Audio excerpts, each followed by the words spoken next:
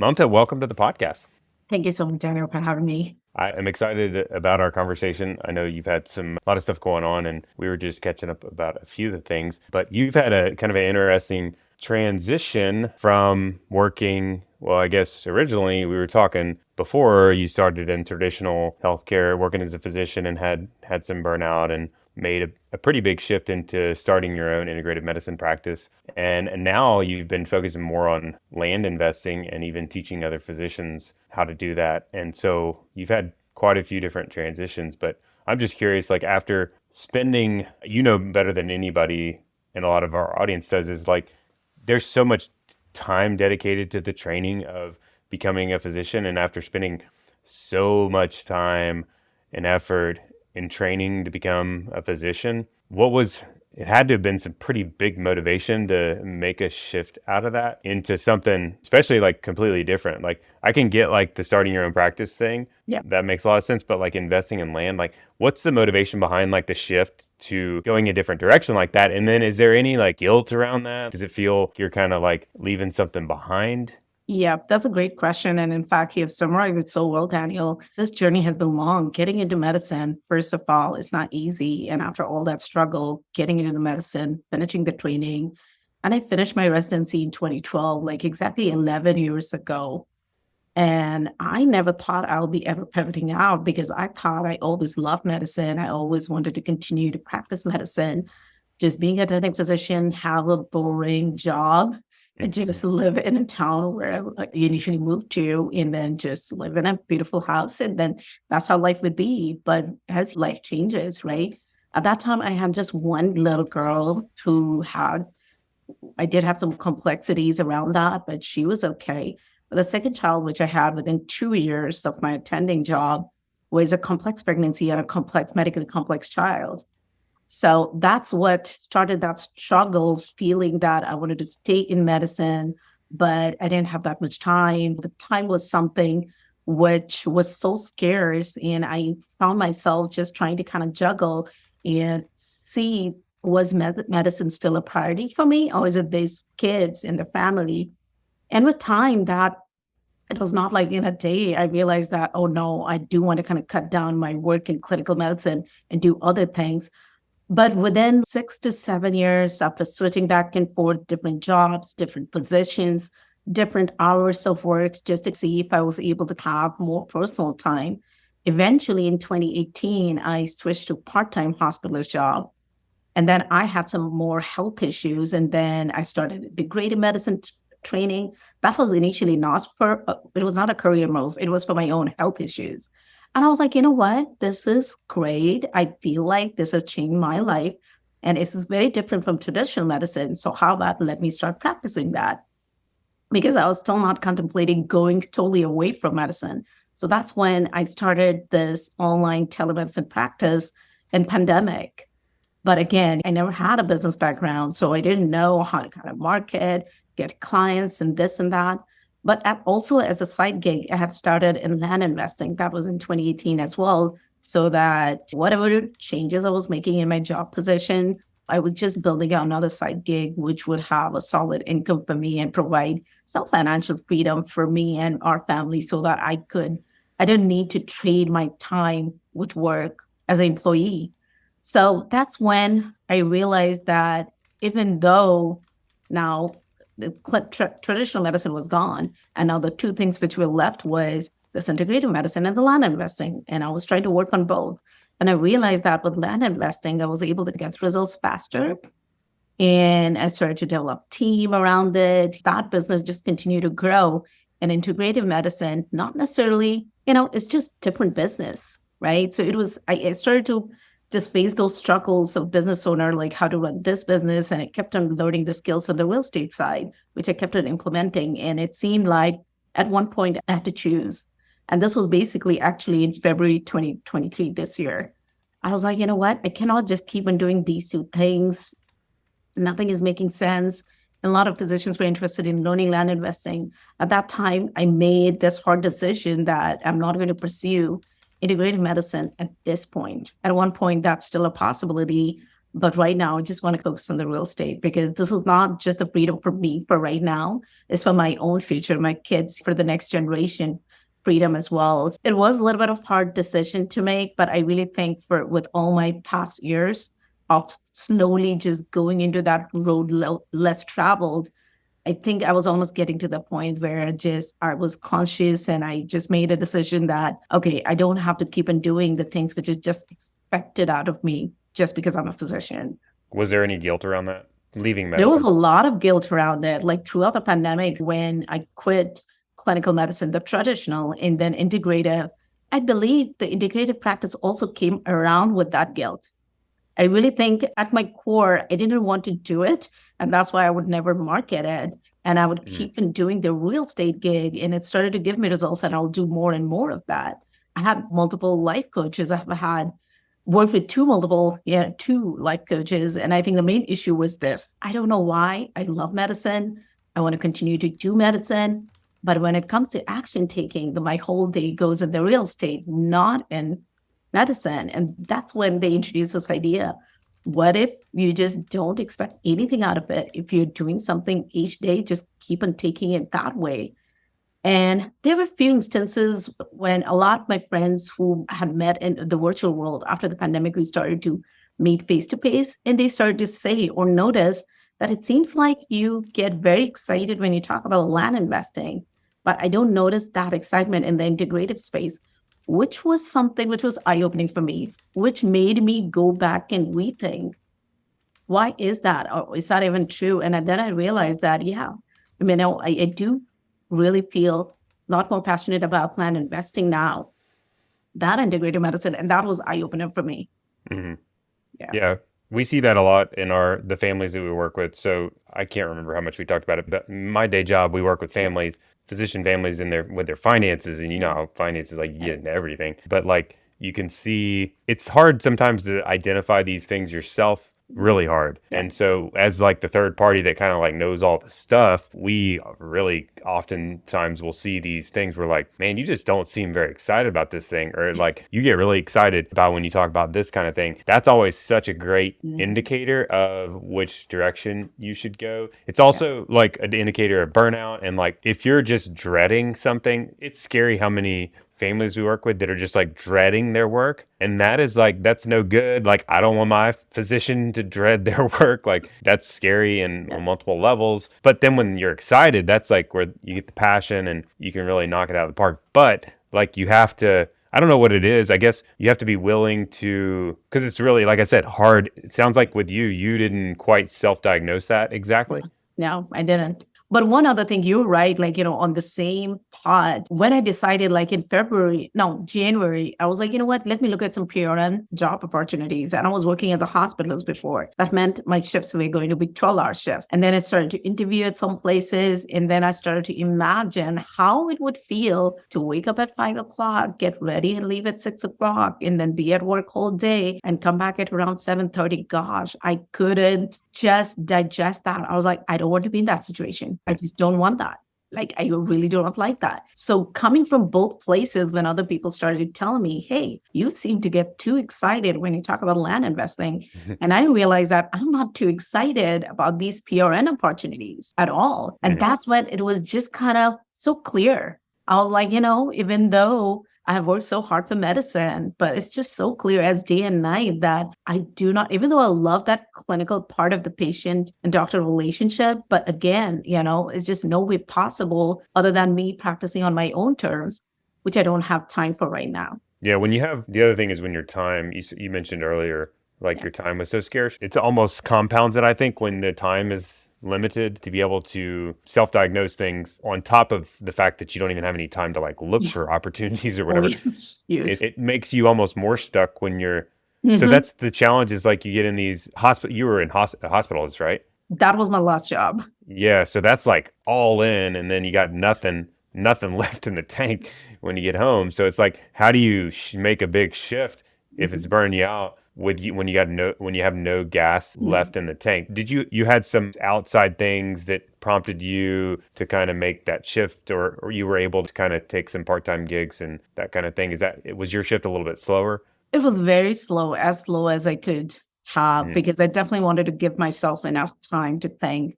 So between jobs, I had taken some time off. I was a nighttime nocturnist before, then hospitalist, even though I was part time. So I know for physicians, when anybody's working full time all the time, they don't have time at all. Mm. But since I had taken breaks in between jobs, I was taking part time jobs. So I had like 1 week of like a lot of work, 80 plus hours of work, but 3 weeks were off. I did have a little bit of time, way more than compared to anyone else would have, to kind of ponder and go through that and create a plan which worked for me and my needs and our family. It Mm. was very personalized thing. I don't think anybody talks about, like, it's very hard to kind of have these kind of conversations of pivoting, especially in the physician world, because it's just so hard to get into.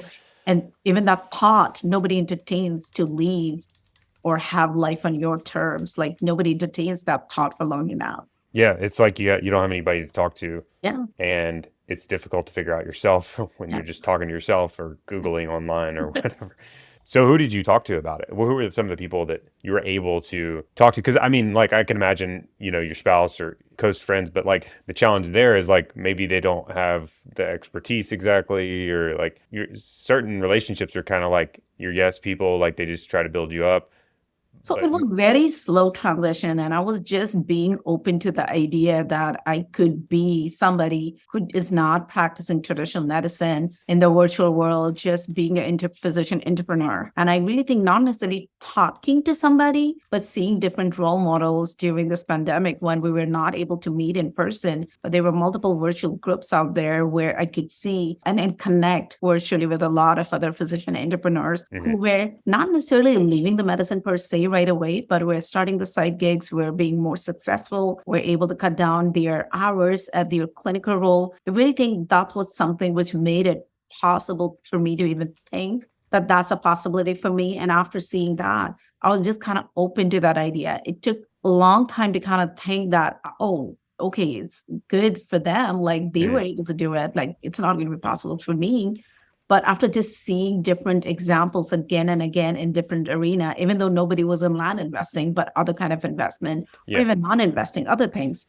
So I was like, you know what? If they can do it, then all I have to do is just persist and continue to practice what I know. Time is what is going to compound things. And that's what was kind of motivational for me to kind of so that I could just pursue this. Yeah, it was like a Yes, it mindset was way more shift. than mindset. It was not like a day decision where I decided, oh, I'm going to be an investor. No, it Tomorrow. was it was a very slow transition, which I Right, could take. It was not overnight. I wish it was overnight. Then right. it would have saved me that many years of pain and agony, and then not knowing what should I do? Should I even leave medicine? But why? These kind of things. But I'm glad that I went through that process, and now I feel very comfortable and at ease of whatever choices I've made in my life. And you mentioned you'd worked with some life coaches, and I imagine that that sort of thing helped quite That a bit was too. first one was second one was a business coach, but the first one was, like, right when I left medicine, and I was just in this identity crisis where I have been physician for 20 years, and if I'm not practicing physician and I don't even know if I want to go back, what am I going to be, you know? Mhm. I was just, like, totally lost. You're like, I don't know what I want to be when I grow up. I mean, most people don't actually. If they're Yeah. honest, Yes. it's evolving too. So, how did your finances play into the fears and the concerns around those big potential decisions and the shifts that you had along the way? I definitely think finances was a big, big reason why I made this massive pivots and changes. So when I left clinical medicine in pandemic, I looked at my finances. I went to medical college in year 2000, and this happened in 2020. So this was 20 years later. Finances were never a priority. I didn't have any knowledge around it. But when I left, then I had to go back and look at my accounts, and I was not necessarily very happy with what I saw because not having any knowledge around finances, I always shied away from making those financial decisions, which was going to be helpful for me. I just didn't want to learn those skills. And when I saw the numbers at that time, I was really not happy. And when I decided to be entrepreneur, the two options which I had was telemedicine, clinic owner versus the investor. The main reason I really think, day to day why I was choosing to be an investor, not a clinic owner, was because even as somebody who was running or owning a telemedicine practice, I was going to be exchanging my time for what I would earn. Mhm. And I didn't want to do that. So that was my core, even though I loved to do that. But I was like, gosh, I'll be changing my time for money again, and I don't want to do that. So, and that's why I chose the investing route because I was like, okay, I can invest and I can get my return and then I can build a business around it. I can hire other people who can do certain things for me and I can have my time back. So this was the main reason why I kind of chose being a land investor and created the business around it in the way it is right now. Now, while we're talking about time, there is quite a bit of time involved in real estate. However, I mean, well, if I'm a physician, I'm listening and I'm like, that sounds really nice, you know? Mhm. Like what you just described does sound really good. It's like I like the idea of not swapping time for dollars because I'm so in the practice of medicine, it's like very much time for dollars. And although you do get a really good hourly rate, that's what it is. It's time Yeah. for, unless you own a practice. Now, when you own a practice, you can start to get some sort of equity building or that kind of thing. But if you're not, there you're just swapping time for dollars. So the idea of not doing as much of that and building equity sounds really nice. Mhm. It is, I wish I said, it was as easy as it sounds because for 1 year, when I decided that this is what I'm going to be doing and I'm going to be full in, I honestly was working 40 hours per week at that point to kind of make same income, which I did as a physician. So my work hour to income ratio for first year was exactly the same. I was putting that much hours, but after that, I In the started real to kind of estate. yeah, because I was like, I can't hire anybody. I need to do this. Well, we need to buy this property, this and that, evaluation, everything. I was like, just doing it by myself. But Mm, after 1 year, I was like, okay, well, remember what your priorities were. You wanted time freedom, right? So then I started to kind of hire and build a little bit more system behind it because nobody teaches you how to be a business owner, right? And like mm. I have no background whatsoever, not even in my remote family who are business owners. So I had no clue, but I had to learn that way. And then I started to hire and teach them. Like, for example, this morning I met with my 2 team members and the whole meeting lasted for an hour and 45 minutes. I think I have to kind of do what is assigned to me. It will take me an hour. And then after that, we'll be packing and we'll be going out on vacation. And when I come on Monday, I'll be probably spending a few more hours. Mm. So having that team, they are able to put in that 40 hours per week for me, but my time gets freed up. All I have to do is probably 10 hours per week, unless we're doing some massive changes and stuff like that. But I don't think I was going to be able to do that being a full-time position. I think it's kind of almost impossible for somebody to do that. Somebody's working full time. Yeah, I think that's usually the challenge is like a lot of families we work with are will kind of like dabble in real estate a little bit and it Yeah. becomes I think they really hear this sort of thing we're talking about and it sounds real catchy Yeah, and dabbling is different. I knew I was not here to dabble. you were I all in you were I like was I'm all not in. dabbling. Yeah, and there were some times Okay. I was up till 2 a.m. and doing what I needed to do and get I done. Yeah, that's super important to take away. Yes. Like dabbling in real Like, estate I'm not doing that. Yeah. often doesn't go too well or I mean it's Yeah, okay you to could even dabble but lose. You could even lose because we lost in real estate before when I was dabbling. And right now, like my husband is an IT person and I'm non-IT, but I can fix the tech issues behind the system and CRM way better than him because I'm the one who learned all these skills and built it from the scratch. Mhm, And I created the system around it. Like this is how we're going to be doing it and stuff like that. Even though I don't have an MBA, he has an MBA, but he works full time at his work. So mhm. there were a lot of skills which I learned on the way, which requires quite a bit of commitment that you're going to make it work. Did anybody help you with finances? You had mentioned we talked about like prior to like some of these big shifts when you were working in traditional healthcare and you kind of got to that breaking point. But prior to that, did anyone help you with your finances? You had mentioned you didn't have a lot of background in it, but what was your experience with learning? I never tried to, honestly. I never tried to learn because I always thought as a physician, I would have the earning ability to be able to kind of exchange my hours for a salary. So I never Mm, thought that would be an issue. I believe I met with a financial planner once and we went through the numbers and stuff like that. It sounded very overwhelming to me and my husband, and both of us just quit and never made that appointment back. I honestly didn't even know or understand any of the discussions which happened. Other than that, no. yeah, it's like a foreign topic, and if you're not feeling like it's really difficult to make a decision when you're not even really.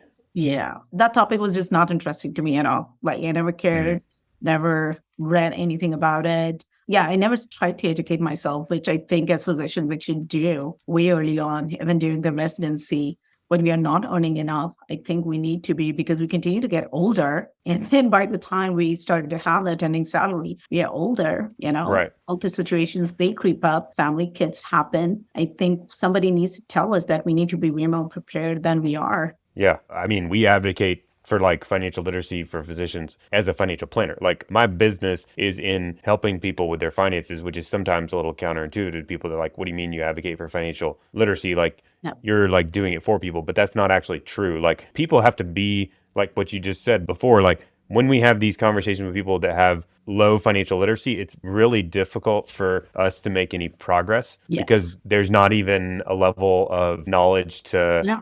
we're not in the business of like educating. We're in the Mhm. business of like saving people time and like shortcutting and helping them make decisions. And so you have to have, for it to be efficient, just like in your real estate business now, like a lot of the people you've hired, I'm sure are doing things you could completely do yourself.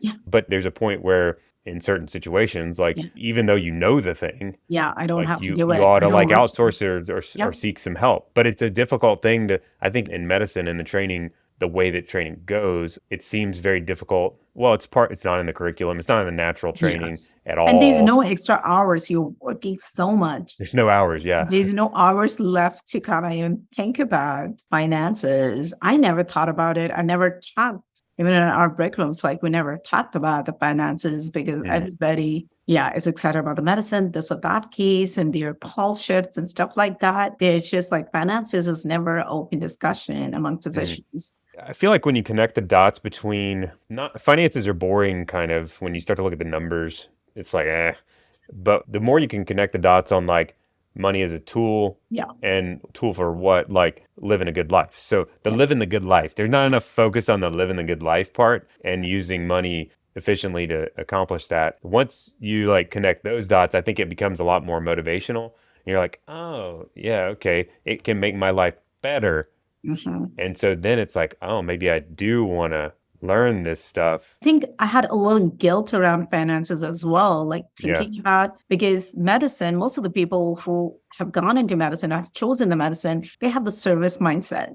They are willing to read thousands of pages of the books, go through all the tests, go through this brutal hours of training, Hmm. brutal residency. They are willing to just give their 10 years of life to be able to save somebody else's life. So when they think like, oh, and then they get paid or not paid, I'm not talking about what's enough or not. But by the time they're getting paid and stuff like that, that thought process still continues to be same. But I really think there's so much gap already created financially because by the time, if somebody starts to work when they're 21, 22, or 20, the amount of financial stability or investment, the compounding, which could happen in 10 years. And by Hmm. the time somebody who graduates out of residency with this debt, I really think there's just so much discrepancy that, and then you could think like, oh, now I'm making way more money, then why should I even like, there's a guilt around it as well. So I almost went through that part as well. And when I went into investing, when I started to think about investing and finances, when I was educating myself, I would not talk about it because I was like, oh, I don't want to be sounding selfish.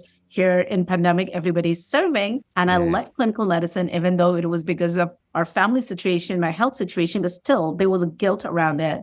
Yeah, that makes it hard. So like with finances too, I mean it can be a healthy thing, it can also be an unhealthy thing. But like finances play into giving you these options to do things. I imagine you had to have had your finances in some level of order. Like you kind of downplayed it a little bit. You're like, you didn't focus a lot on finances, but your finances have to be in pretty solid shape to be able to like make a shift like this or scale back. And so that's empowering in some level. Or maybe it's just like, thank goodness we can at least do this baseline thing. But I think a lot of people are stuck Yeah, financially speaking that can't even consider what we're talking about. right. And that was so true. And Yeah. that's even more paralyzing on top of all the guilt and all the other stuff and Yes. the And identity then and they don't want to make decision. They're like, oh, but I can't do it. I do not know what to do next.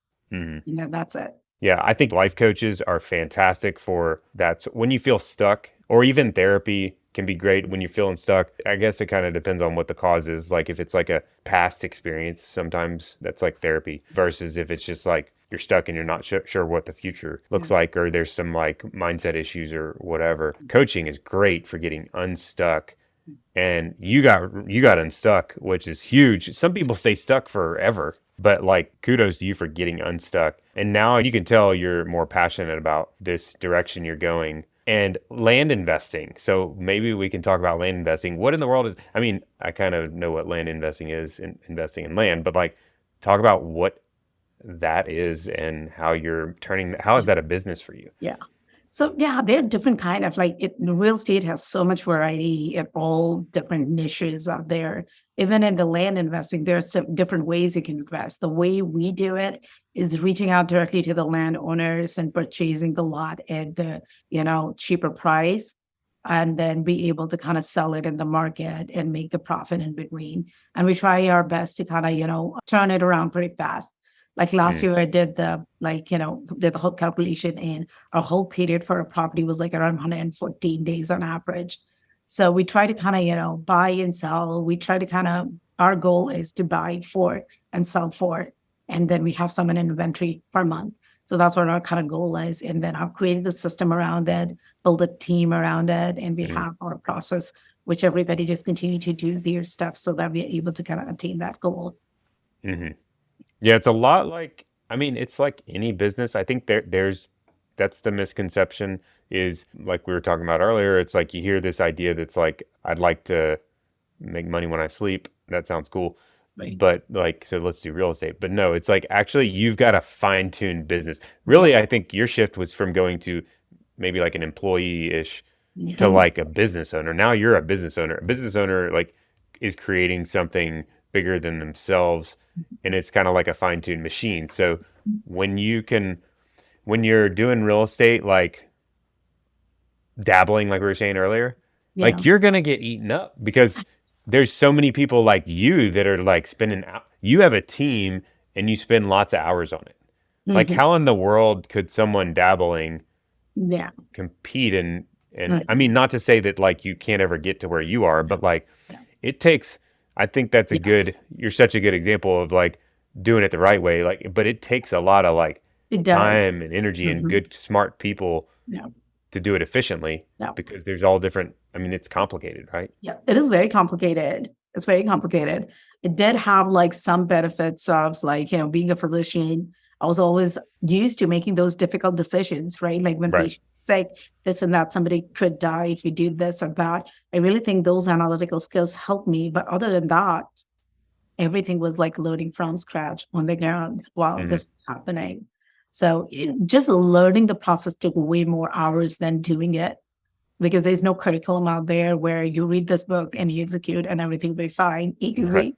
Here you have to kind of, as I said, as a business owner, you have to tweak a little thing, fine tune it, and see if it worked or not. If not, then what else and this and that. I really think most of my time goes in that fine Yep. tune business and the system and the processes in the back end. The Mhm. manual labor can be done by anybody else, but creating those systems is what takes most of my time. Mhm. Yeah, and tinkering and tweaking Mm.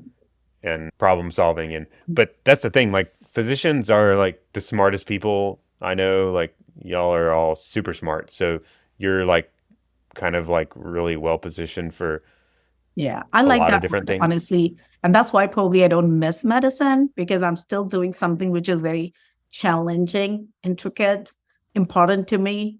So I find it exciting as well. So Yeah. No, that's excellent. Could you have imagined any scenario where you wouldn't have made this shift? Like, could there have been a story that you play out in your head that would have been like, maybe things would have worked out in healthcare? I honestly think if pandemic didn't happen, I would have not left clinical medicine. To be honest, like I am like 100% sure because I was Hmm. immunocompromised and I was going to the hospital and stuff like that. But when pandemic came and COVID was going to affect my lungs, I used to have, the pneumonias every 4 months. And I thought that's what it is, it's related to my autoimmune, it's my autoimmune condition. I didn't realize that me getting exposed to these viruses and bacteria are the what are causing this.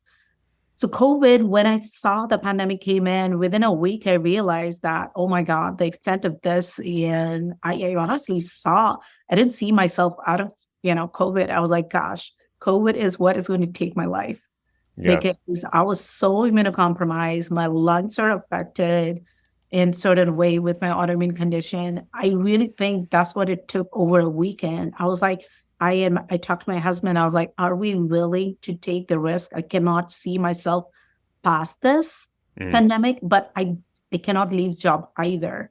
And at that time, there was shortage of masks, PPEs. I was like, wow. So the employers cannot provide you the mask. They will not provide you the PPE.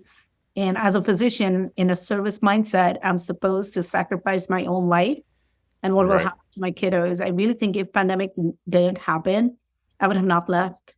I really think at that time it was like choosing myself and my family versus serving in medicine. And I decided to just choose myself, Right. Well, family, and sometimes it takes like yeah, pretty substantial pain. yeah. Suffering is where you Yeah. grow. But It was painful realization that for employers, I was replaceable. They could replace me any day. But if something happened to me, everything, the whole things will change for the whole family of mine. yeah, your So, family yeah, doesn't replace you. I mean, it's a yeah, different ball yeah, game. So, yeah. So I know that was very like extreme situation, but sometimes we have to, even if it's not real, I think we have to imagine those scenarios and then do what is right for us. do you think if the pandemic hadn't hit, do you think you would have gravitated towards integrative medicine? I think no, because at that time, my mindset was still that, oh, I have done it for my own health, but I'm not a business owner. I cannot run the medicine or practice. And this hospitalist work, even though 7 days were brutal, 80 plus hours, but I used to get 3 weeks off, which I Hmm. cherished. So I Yeah. really liked, at that location was 10 minutes from my home, very beautiful facility. There were residents I could teach. So I really think I was enjoying that setting. And I thought that was my ideal jobs situation, and I would retire from there eventually. Hmm. So now, so you've made the shift. Are you doing any medicine anymore? Are you 100% out? Or are you? No, I just kind of quit. And then I tried to, or thought that I would do health coaching, not telemedicine, because Mhm. with practicing medicine, as you know, there are quite a bit of restrictions, the license, the malpractice, the state borders. We have to look at a lot of things. And at this time, I believe that it's just not worth me looking into that. So I'm not practicing at all. Yeah. So real estate's going really well, and you've got a team, and now you're even helping teach other physicians, right? Yeah. Like how to do Yeah. it. Yeah, there was so much interest out there. I was like, you know what? Why not? Because this has been life changing for me. So I started to do that, which I find fulfilling as well. So I Hmm. really think I'm going to just continue these things which I'm doing, more passion projects in future, maybe. What does that look like for teaching physicians? So there is a kind of course, which is like recorded course. Everybody gets a module release every week. And then we do group calls Hmm. where we can brainstorm any questions or anything we can do. So it goes for 12 weeks and we open it like we just had one open. So we almost at the tail end of it. This whole June, it'll all wrap up and maybe I'll open it in the fall again. Yeah. That Yeah. sounds like you're getting into flavor of kind of like what we do, because Yeah. you know that's like kind of like coaching ish, hand Right. holding, shortcutting kind of Yes. thing. Because it's complicated, like you're saying. Like you that's the one thing. If you're listening and you like the idea of real estate, like you can't just like go do it. You got to educate a lot first, and Mhm. then think about hiring people like your Mhm. team and have a plan and your ducks in a Yeah, I row. really And think having a plan is what matters the most because each person is going to have different vision of their personal life, how they want to live. For me, I was like very clear that I wanted to work from 9 to 12 virtually from computer and then take a lunch hour break. And then for 1 to wow, 3, I was like that specific. Like, this is what I want my future to look like, and yeah, after that, it should be optional. And that's yeah. when I realized that I could do telemedicine maybe during those hours, but who is going to be the employer who would allow me to just work within these specific hours? It would be hard. So I was that specific that I want my life to just look like this so that I can be working from anywhere as well. That was one of my other, criteria.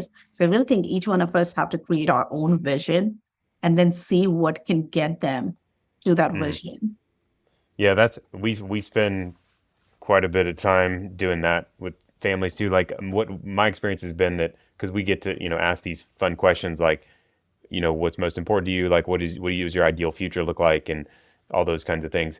In my experience, it's fairly regular that people are like, I've never thought about this, And it's and so interesting, right? Like I asked myself that question. And I realized that I never said, or even it came to my mind that I wanted to have a perfect day in the hospital. Like I would go in the hospital at 7 o'clock, whatever. Like the work was not there at all in my ideal day. And I was like, well, I am the one. It's my life. I want to create it the way I want. Why not create all those ideal days every day? Or why Right. wait for the vacations?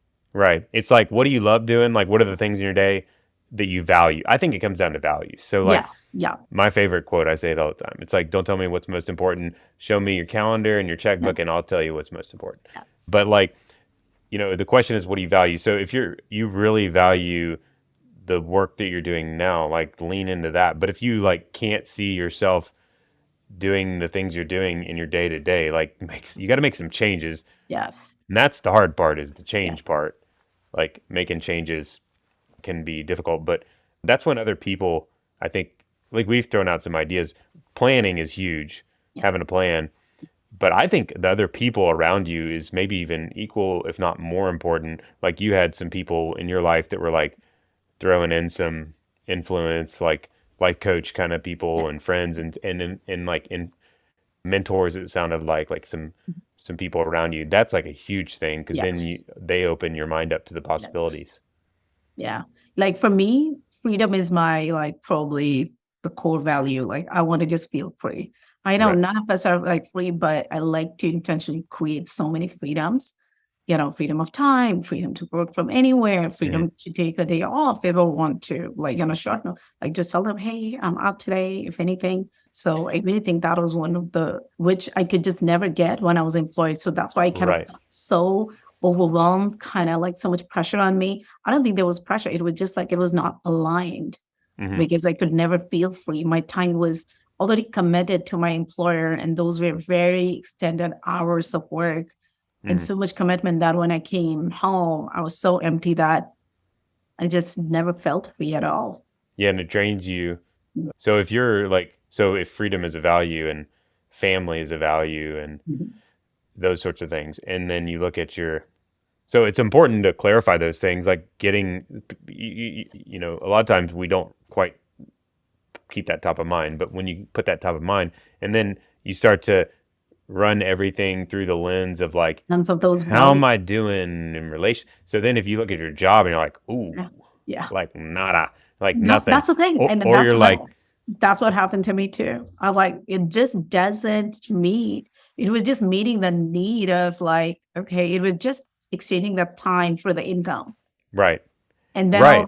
was there any Then you're other doing way it I for the could make money, income? Yeah, eventually it came down to that because right? all that passion and serving why I went into medicine, eventually in the end, the passion was gone because hours were brutal, Hmm. and then in the end I was like, but I can't leave because this is the only skill I have. I don't have any other skill to make money.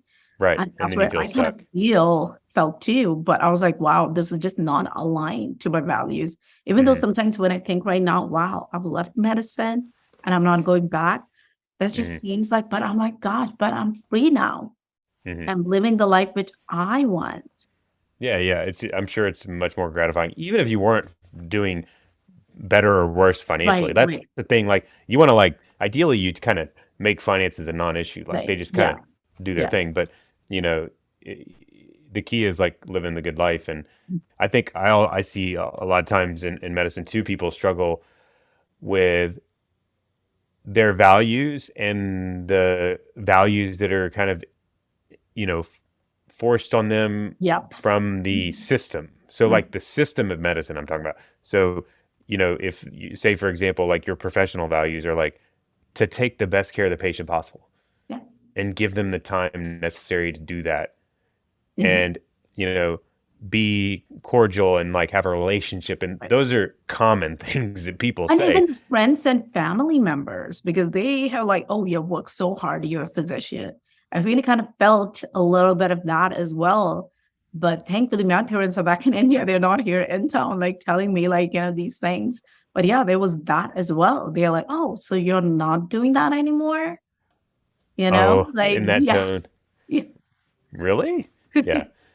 Yeah, I mean it, and it's a big, so it's a, there's so much pressure to stay in the Yeah. status quo and do it because that's how it's always been done. Yeah. But Like you got to lean on what's most important to you, Yeah. and nobody knows. People don't understand what's actually happening behind the scenes, and the fact that like maybe the place you're working at is in complete conflict with what's most important to you. But Mhm. like if you like subject yourself to living in the condition of like complete conflict with your values at work, I think that's like the number one cause of burnout. I mean, Oh like my there's all gosh, these yes. Now theories I and whatever, but remember. Yeah, like I never felt like laughing, smiling. It was not a normal thing because I used to be so stressed out. You could just tell. I could tell even looking at my pictures from before. And yeah, after I quit, even in the pandemic, I'm like, okay, I'm just laughing at this picture and smiling on this one. But the other ones, I could just see that pain because I was just carrying that burden without even knowing it. I don't think I ever identified myself as somebody who was going through burnout, but I never knew what life was like without that because I just lived in that forever, like just being in certain kind of water and seeing through like blue, smoke. I mean, that's how you have seen the world forever. And when that smoke goes away, everything becomes clear. And you're like, wow, this is how it's supposed to look like. I never knew. yeah, and it's once you hindsight's 2020, you're like, man, Yeah. thank goodness I made some changes. But you know, good for you for making all those changes because the changes are like hard. That's change is really hard, especially when all the stuff you're describing, it's like you went against the grain of what like the world is saying you should be doing, or even your family is like kind of implying. Like, Mhm. and it kind of it if you look at it on the surface, you're like, that doesn't make a lot of sense to go through training and do this thing and get really good at it and then leave. But like that's not the full Yeah. story. And Yeah. like, is it worth like being depressed? Like, no, if it's And I not, go back to like I went to medical college when I was 20. And then I was like, okay, whenever I made the decision to go in medicine, I was teenage. So I was like, really, yeah, a teenager version of me cannot decide how I'm going to like, this was enough. Like I can make another decision and make a choice as an adult now again, who is a parent as well, who is a wife, who has two little girls. I can adult version of me, like right now, can make decision again to live 10 years or 20 years of my life differently. Like the teenager version of me doesn't get to dictate whole life of me. That was hmm something which kind of changed my perspective right away as well. I was like, oh, I get to choose again, and what would I like to choose? yeah, yeah, it's interesting. I don't even like most people never know exactly what they want to do. But like in medicine, it's like you gotta decide at such a young age, and you're kind of like committing a really long period of time, and even financially committing. And it's a big kind Right. of lock in. But so educating yourself is huge, whether it's in real estate or personal finances. Either way, like in your finances, I think financial literacy is a Yeah. huge deal. Making a plan, having a team, we talked about that, and support and getting your mindset right. I know you've kind of done some hard work on that, and if you feel like you don't have a good mindset, like that's coaching. Life coaches are fantastic for Mhm. that kind of thing, and having a values focus, which you've done. It's obvious that you're living in alignment with your values because you're happy. I mean, that's kind of the end result of that. And I think when you kind of mesh all those things together, that's where you have motivation to take action, like even if it's scary or, hard work or big changes. And it's clear you've done a good job with all that. So nice work with But each everything. day is still scary whenever I decide to, like, Yeah. oh, I'm going to be doing this. I'm like, really? It's going to be hard, but Yeah, but which it's are good hard. hard. It's like, Yes. and who wants, I mean, everybody, it's weird because you want, everybody's like working to make life more comfortable. But Yeah. like at the end of the day, if I ask myself, I'm like, do I actually want to live a comfortable life? No. Like I Comfortable would growth. rather No. Yeah. live a courageous life. Like Yep. courage is more important to me than like comfort. Yeah. But yet I'm like, everybody's striving for comfort. So you have to remind yourself of that sometimes.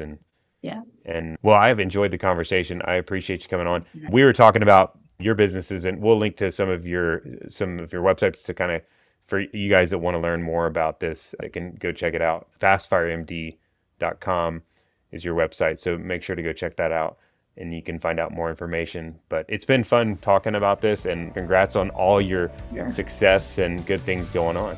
Thank you so much. It was so fun talking to you as well.